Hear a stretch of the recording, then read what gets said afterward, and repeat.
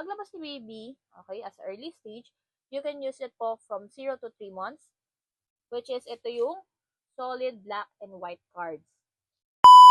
So, as a first-time mom, isa sa mga binili ko is itong mga cards na to, na check na makakatulong naman sa brain development ni baby at sa pagsunod-sunod sa kanyang eyesight. So, makikita nyo kung nasusundan-sundan niya ba to. So, ito ang binili ko, ang Baby Visual Stimulus Cards, na kung saan you can use it from 0 years old hanggang pag 1 year old niya.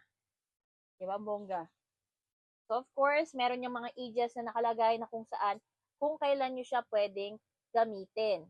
So, paglabas ni baby, meron na kagad siya nito. So, paglabas ni baby, okay, as early stage, you can use it po from 0 to 3 months, which is ito yung solid black and white cards. So, ito yung mga cards na pwede nyo ipasundan-sundan sa inyong baby.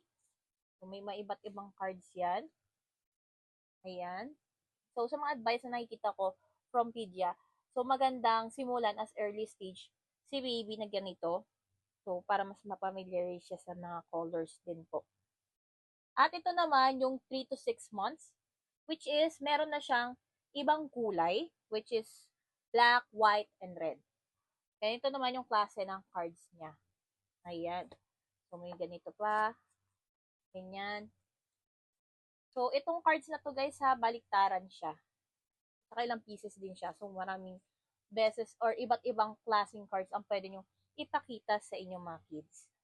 So, matagal-tagal din at ilang months din magagamit to ng baby ninyo.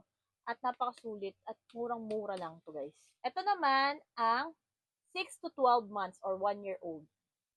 Ito na yung cards na pwede nyo nang ituro din sa mga anak ninyo kung ano yung tsura nito. If watermelon po ba to?